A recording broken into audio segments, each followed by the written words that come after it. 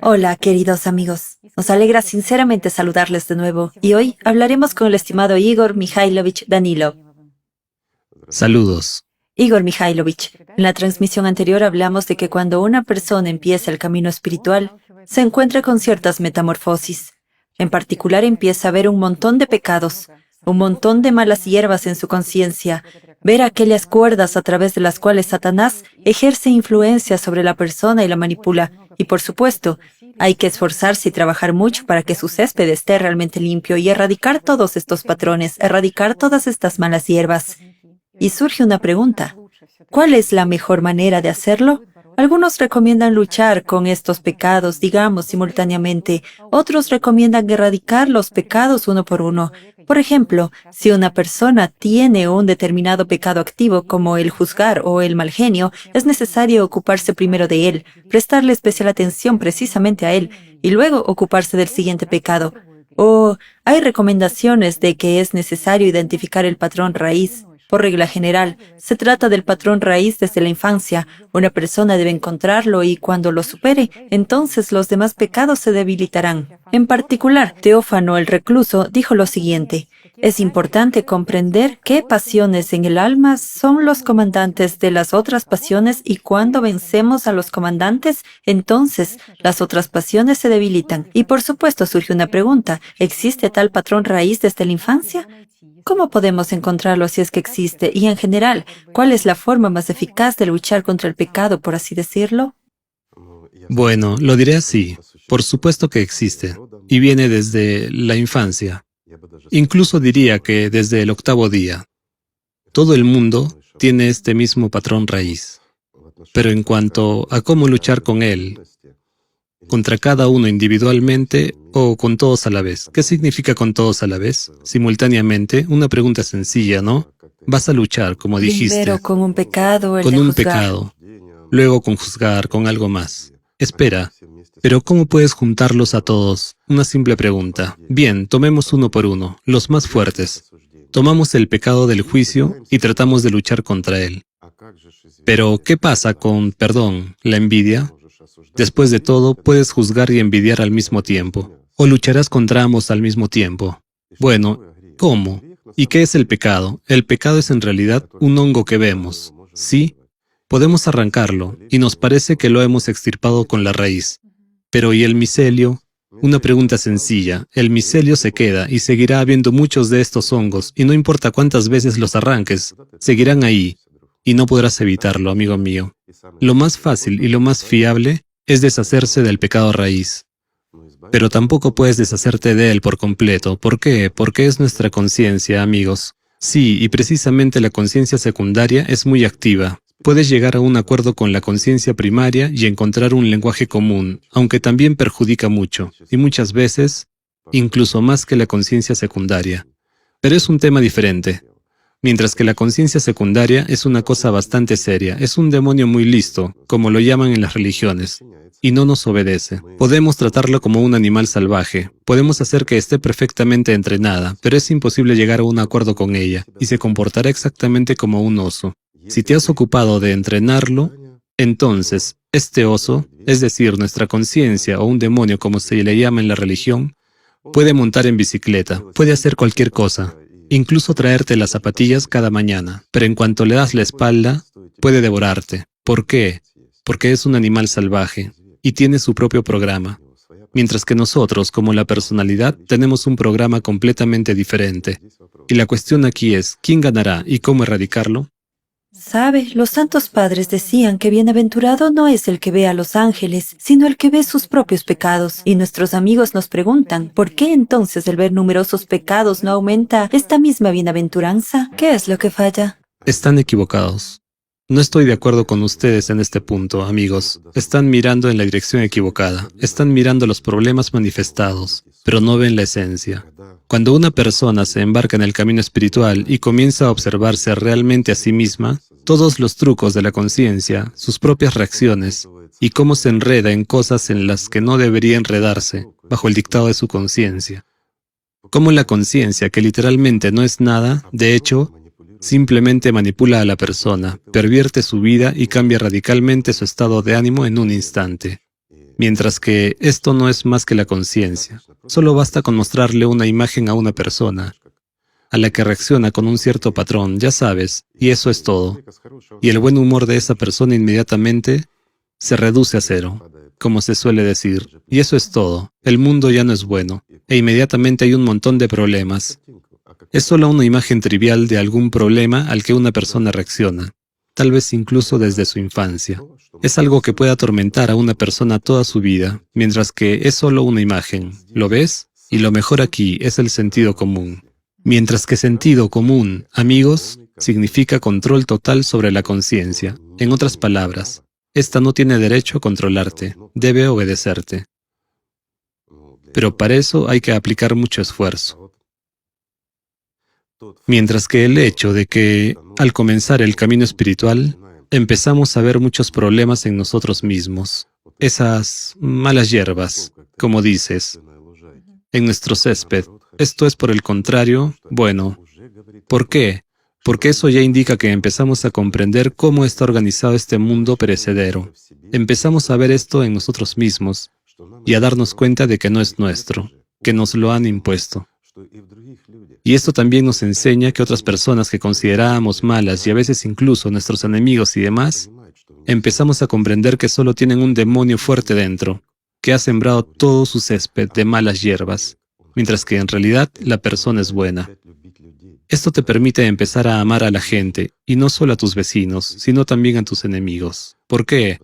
Porque te das cuenta de que esto es algo que ha sido impuesto artificialmente, mientras que la persona como tal, como personalidad, lo que es realmente una personalidad, forma parte de ti. Es lo mismo que tú eres, y está tejido de la misma tela. Es decir, es incluso más cercano que los parientes más cercanos.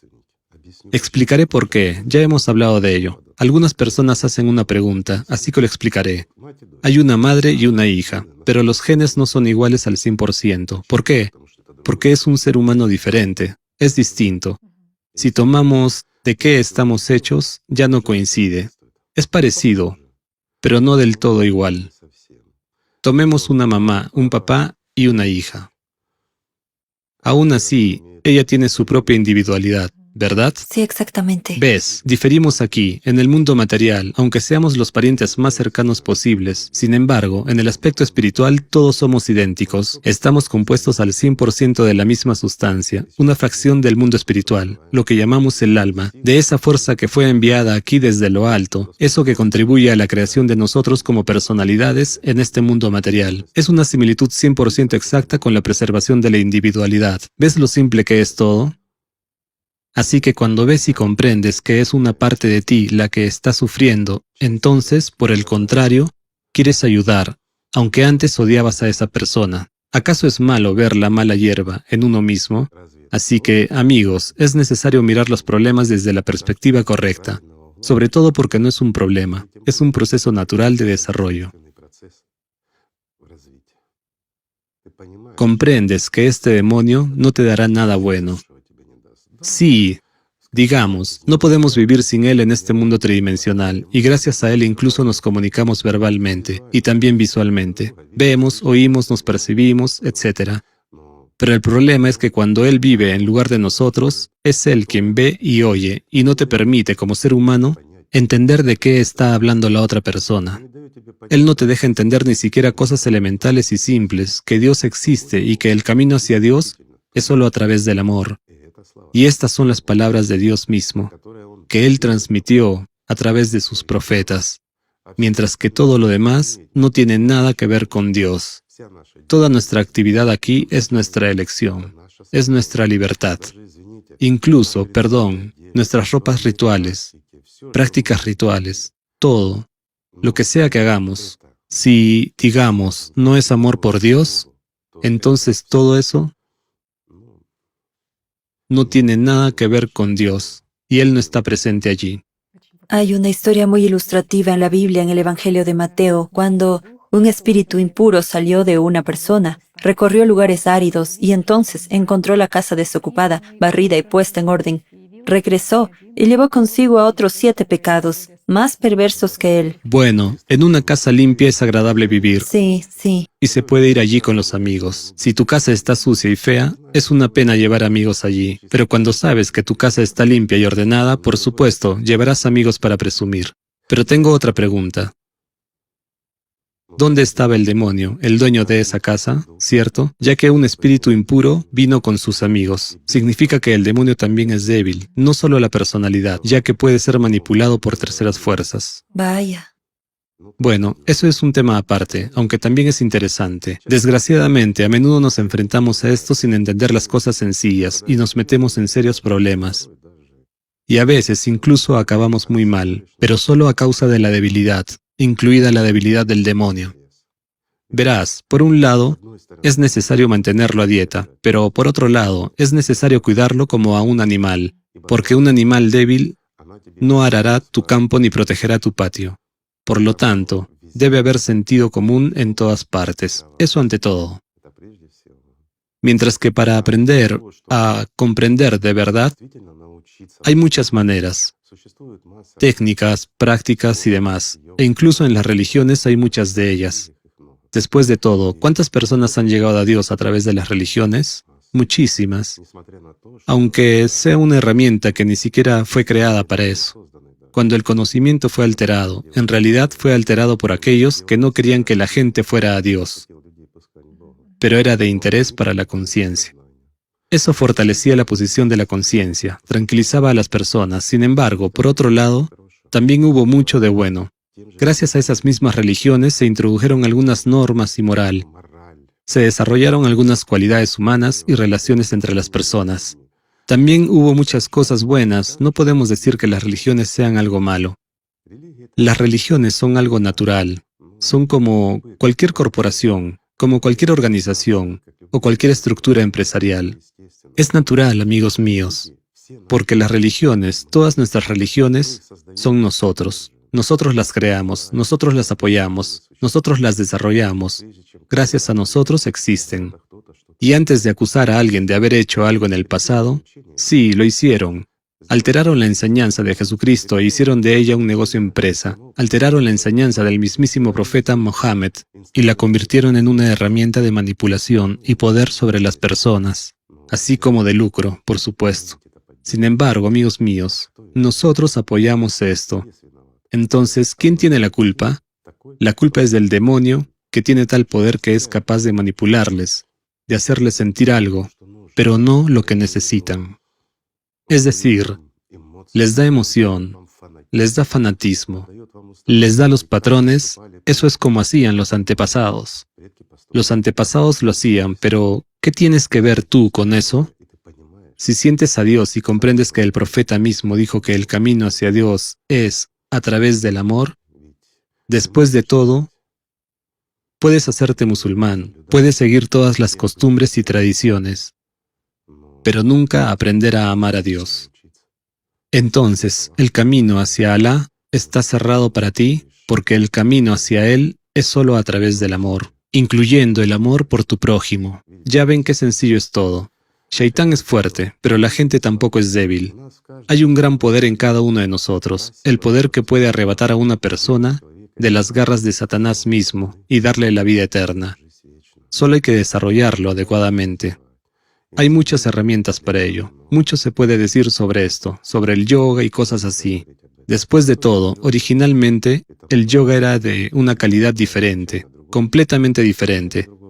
Pero más tarde, la gente empezó a dedicarse a ejercicios físicos, a atar sus cuerpos en nudos, y todo se fue al cuerpo, a la mente, al control de la conciencia, a detener los pensamientos. Bueno, no puedes detener un pensamiento, eso es un hecho, pero al menos puedes dejar de escucharlo y concentrarte en algo.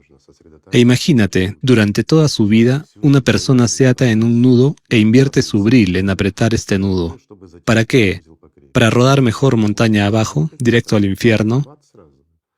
Pues no es así. Resulta que es así, Al fin y al cabo, encogiéndose a sí mismo. así es más fácil que ruede una pelota.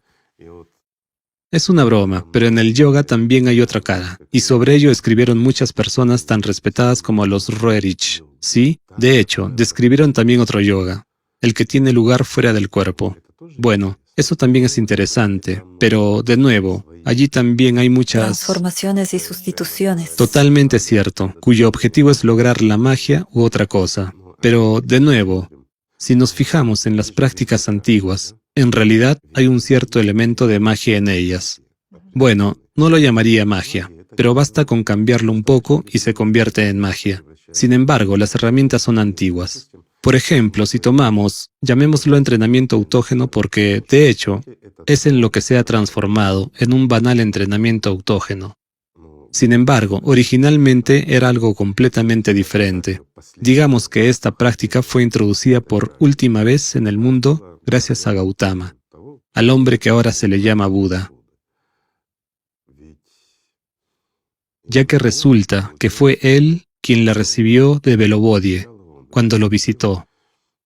Y gracias a esta práctica pudo eventualmente incluso entrar en el propio Velobodie.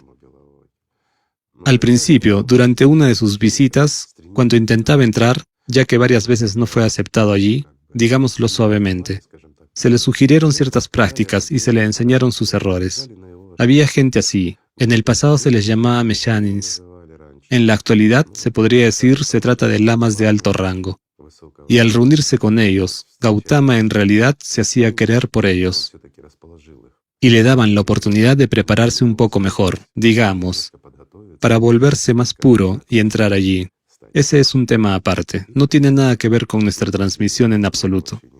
¿Estas prácticas existen ahora en el mundo? Sí, gracias. En cuanto a las prácticas, sí, ahora existen y ahora las conocemos como entrenamiento autógeno. Ahora las conocemos como Raja Yoga y muchas otras. Los elementos de estas prácticas se han incluido en casi todas las religiones de una u otra forma.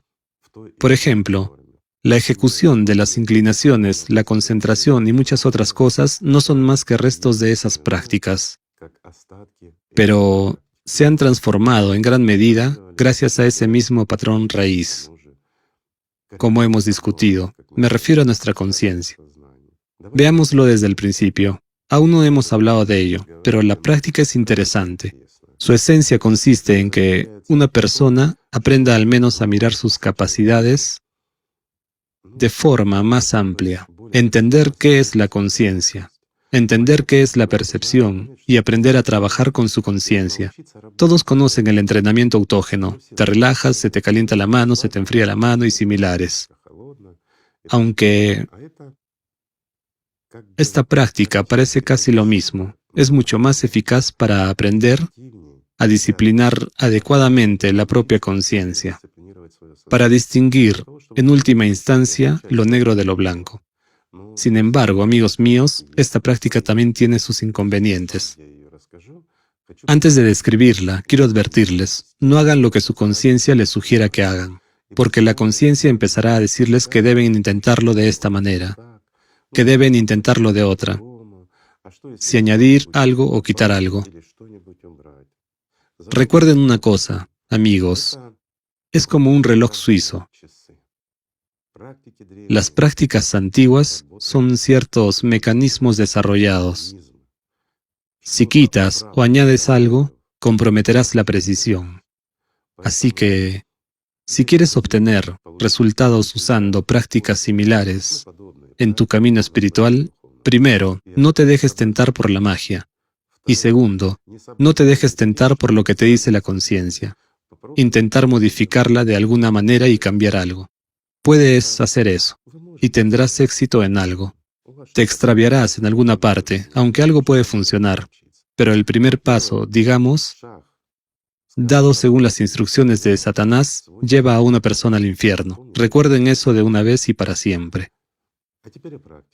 Ahora, sobre la práctica, es muy fácil realizarla. Se suele hacer antes de acostarse, una vez al día. Más a menudo no es necesario, no conseguirás nada. Es fácil, simple, y se domina en un cierto número de etapas para obtener un resultado significativo.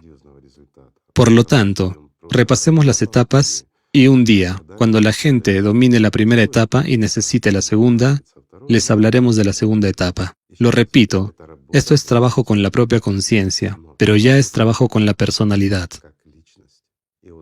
Y lo bueno del entrenamiento autógeno es que permite a la persona aprender a invertir adecuadamente la fuerza de su atención, aprender adecuadamente a utilizar su bril, controlar adecuadamente su conciencia y obtener el resultado necesario cuando lo desee. Esto está muy bien. Se realiza de forma muy sencilla. Te sientas en una cama en posición de medio loto, si te conviene, o simplemente con los pies colgando de la cama. Pero tienes que sentarte de manera que estés cómodo y estable. Al mismo tiempo, tu postura tiene que ser correcta, pero no debes esforzarte para mantener el equilibrio. Las manos mejor ponerlas, aunque estés sentado con los pies colgando de la cama, es mejor tener las palmas abiertas hacia arriba. En principio, es un pequeño detalle que te resultará útil más adelante. En las etapas iniciales se puede omitir, aunque es mejor empezar correctamente, acostumbrarse y adaptarse. Además, si nos sentamos, por ejemplo, en la posición de medio loto, las manos, me refiero, las muñecas, deben estar sobre las rodillas y las palmas abiertas hacia arriba. Mientras que si nos sentamos con los pies colgados, ponemos las manos en las caderas, es decir, en la posición más cómoda y relajada, manteniendo el equilibrio. Lo primero que se hace, todo es muy sencillo. Incluso las personas que no tienen experiencia y no han hecho ninguna práctica preliminar lo aprenden fácilmente, porque estos son los pasos iniciales. Y es importante sentir, cuando te sientes, sentir tus dedos, tus palmas y tus manos. Al mismo tiempo, los ojos deben estar cerrados, la respiración relajada, y es mejor respirar con el vientre, no con el pecho, sino exactamente con la respiración inferior, libremente, sin concentrarnos en la respiración, y también hay que llegar a sentir las piernas y la espalda. Después de eso, cuando como en el entrenamiento autógeno lo hayas sentido todo, intenta al menos, aquí, no importa con qué mano empezar, porque en general deberías empezar con la mano dominante. Si una persona es zurda, empieza con su mano izquierda, mientras que un diestro empieza con la derecha, mientras que hay personas para las que se les llama ambidiestras. Igualmente desarrolladas. Sí, sus manos están igual de desarrolladas, así que no juega un gran papel. Empezamos simplemente a generar calor y movimiento. Y cuando generamos calor en la mano, debemos sentirlo físicamente, no fantasearlo. Ese es el punto más importante. El punto clave es que trabajamos con la percepción sensorial. No trabajamos con la imaginación y una imagen en nuestra cabeza. Eso es lo importante. En este momento, llevamos nuestra conciencia a un gran callejón sin salida. Es decir, nos centramos en nuestra sensación. Generamos calor en la mano. Si empezamos a sentir calor, empezamos a generarlo en la otra mano. Aquí lo calmas, digamos, en una mano y cambias a la otra. Has llegado a sentirlo. Entonces llegar a sentir todo tu cuerpo, cómo estás sentado, y luego repetir todo de nuevo. Calor en una mano, calor en la otra mano. Esto es más o menos el significado principal, pero no lo es todo. Después, simplemente túmbate para descansar. Si te resulta cómodo boca arriba, es mejor que te tumbes boca arriba. En general, lo digo de antemano. No importa en qué posición te tumbes. Al final, la práctica sale perfectamente bien en cualquier posición del cuerpo. Pero para empezar, es mejor seguir las reglas del entrenamiento autógeno. E incluso si, digamos, para aquellos que tendrán dificultades con esta práctica, voy a desviarme un poco. Domina el entrenamiento autógeno elemental y luego vuelve a esta práctica si algo no funciona. Entonces, siguiente etapa. Estamos tumbados boca arriba. Nos hemos relajado. De nuevo, respiramos por el vientre, de forma relajada y tranquila. ¿Qué hacemos entonces? En cuanto nos relajamos y nos calmamos un poco, intentamos sentir nuestra mano, la dominante, de nuevo, y generar calor en ella. Luego quitamos este calor, generamos calor en la otra mano. Y luego quitamos este calor. Después de sentir este calor y calmarnos, con la respiración uniforme, en un estado absolutamente relajado, nos sentimos sentados, es decir, igual que hemos estado sentados antes de tumbarnos, pero sin levantarnos. Vuelvo a decir, no hay que imaginar, no hay que hacer dibujos, sino que sentirse realmente sentado. Y repetir la secuencia si se ha conseguido sentir cómo se está sentado, con exactitud, igual que se ha estado sentado en la realidad. Vuelves a ejercer la secuencia elemental. Generas calor en la mano dominante, luego calmas el calor, luego generas calor en la otra mano y luego lo calmas. Después de eso, deberías volver a sentirte tumbado, es decir, deberías sentir todo tu cuerpo. Y ya está. Ahora puedes dormirte tranquilamente. Es deseable dormirse con el loto, con el amor de Dios, etc. Esta es la primera etapa, el primer paso. Y lo repetiré una vez más, amigos. La conciencia puede empezar a decirles, ahora estoy tumbado, pero me sentiré como si estuviera de pie, o cualquier otra cosa. Amigos, no jueguen. Si realmente quieren lograr un determinado resultado, no sucumban a las tentaciones de Satanás. No distorsionen las técnicas correctas y no jueguen con ellas. También quiero decir lo siguiente. Esta práctica es muy buena para las personas que se dedican al trabajo intelectual, ya sea un científico, un contador o alguien que, debido a determinadas circunstancias de la vida, se ve obligado a pensar mucho y a explotar su conciencia. Para esas personas, esta práctica es simplemente maravillosa. ¿Por qué? Porque, de hecho, lo diré otra vez, tiene una continuación, un cierto número de etapas, digamos así. Como resultado, una persona aprende a manipular su conciencia en el sentido literal de la palabra. Sin embargo, esto no significa que la conciencia se debilite. Y esto no significa que, gracias a esta práctica, todo tu jardín se vuelva limpio. Basta con que te distraigas para que crezca una masa de malas hierbas. Por lo tanto, no hay garantía de que, al dominar alguna práctica, ya está, te conviertes en un santo. Amigos míos, les revelaré un gran secreto para que lo entiendan y no se hagan falsas esperanzas. Recordemos a Jesucristo y su viaje de 40 días. Él es el Hijo de Dios. Él es Jesucristo. Para otros es un profeta, no importa. Él es el mensajero de Dios mismo. Y durante 40 días Satanás lo estuvo torturando. Por lo tanto, no te dejes llevar por tu egoísmo y por tu cualidad de elegido. No eres un profeta y tienes que asumirlo. Pero puedes llegar a formar parte del mundo espiritual y debes esforzarte por ello. Así que no se dediquen a la simonía y no se exalten a ustedes mismos. Recuerden que durante 40 días Satanás atormentó al propio Jesucristo para someterlo. Y Jesús tuvo que elegir, rendirse o resistir. Está claro que Él es el Hijo de Dios, y Él era muy consciente de lo que es Satanás y de quién es Dios. Y entendía que, bueno, ni siquiera tenía un pensamiento y no podía tenerlo, ni un deseo, no podía surgir en él. Pero sin embargo, mientras estaba aquí, usaba la conciencia, y puesto que tenía conciencia, ésta se esforzaba por dominarlo. Así que para vencerla, para que no se esforzara tanto por dominarlo, él tomó medidas serias y extremas y llevó a su cuerpo al agotamiento y a su conciencia a la desesperación. Solo entonces ésta se rindió. Sin embargo, como ya hemos mencionado, esta práctica es muy peligrosa. Y mucha gente que trató de repetirla, mientras que en su época, especialmente en el antiguo Egipto, estaba muy de moda.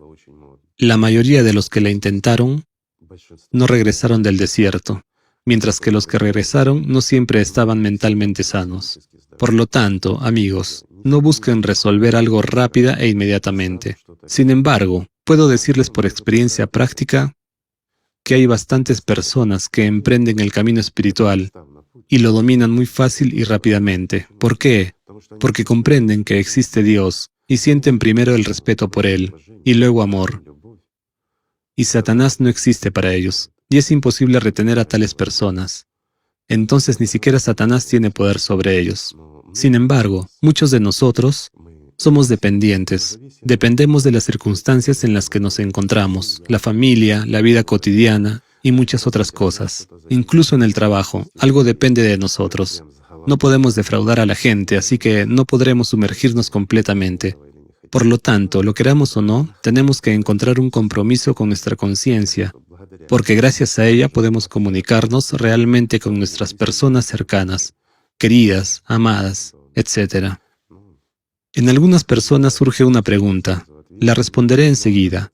La hemos respondido muchas veces, pero aún así, si durante su vida una persona ha alcanzado lo que se llama el rango angelical o se ha iluminado, ha comenzado a ver claramente, para decirlo simplemente, ha ganado la vida, la conciencia dominará sobre él, diré así, la conciencia buscará dominarlo de todos modos y le obstaculizará casi todo el tiempo, igual que a cualquier otra persona, incluso a pesar del hecho de que haya ganado la vida. Y hay un fenómeno más. Habiendo ganado la vida aquí, una persona no sabe sobre eso. Así es como Dios lo ha dispuesto. Sí, una persona puede notar que algo ha cambiado a su alrededor, que se han producido algunas transformaciones, que ya no reacciona de la misma manera a lo que reaccionaba antes. Comprende las cosas más profundamente, empieza a distinguir un poco y a encontrar el blanco incluso en lo que es negro. Empieza a ver la esencia.